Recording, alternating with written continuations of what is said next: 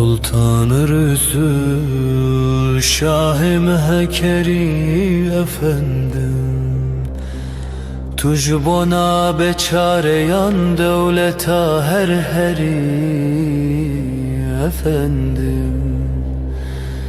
Tul divan-ı ilahi de serdesti efendim. Tu bil amrek pejrandi efendim.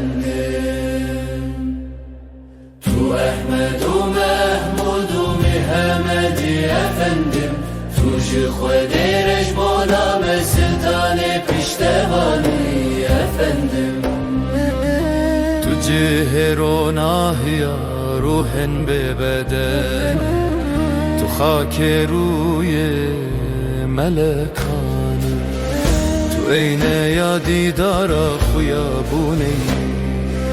Ebu Bekir, Ömer, Osman, Ali hevalin tene. Tu Ahmedu Mehmudu Mehmedi efendim. Tu ji Xwedê bona me sultanê piştevanî efendim. Hutbeya tel minberê ahiretê tê xwendin. Hukmê tel mehkema roja cezayê tê girtin. Bangê tel erşê Xwedê tê kîşandin. Navê te yê pîrozler du ezman tê bikanan. Tu Ahmedu Mehmudu Mehmedi efendim. Tu ji Xwedê bona me sultanê piştevanî efendim. Ve demê ku peyxember û evliya bimirin heyran. Bi nefsî vectirsa hemûyan bi feryad. Bi Yesû bekstewarî halin hevalan tevle hevbin. Bi dastûra şefaketê dîsa meydan ji tere eşkereye. Tu Ahmedu Mehmudu Mehmedi efendim. Tu ji Xwedê bona me sultanê piştevanî efendim. Rojê kesketim behra xemê te yê fikrê. Xwe ji welat derxistim û bi tenê hiştim. Gunehên xwe anîm bîra xwe û ji axiretê tirsiyem.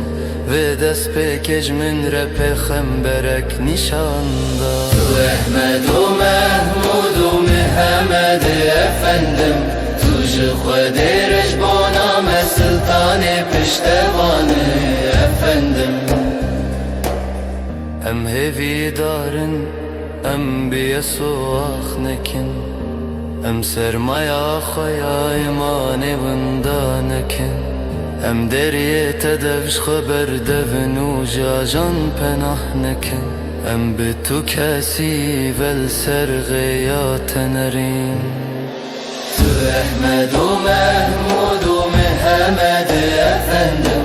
Tu ji Xwedê bona me sultanê piştevanî efendim. Beçaren el isyana ummeta temebin. Deştê redkirinê rakin û bheyretê li dojehê meşandin.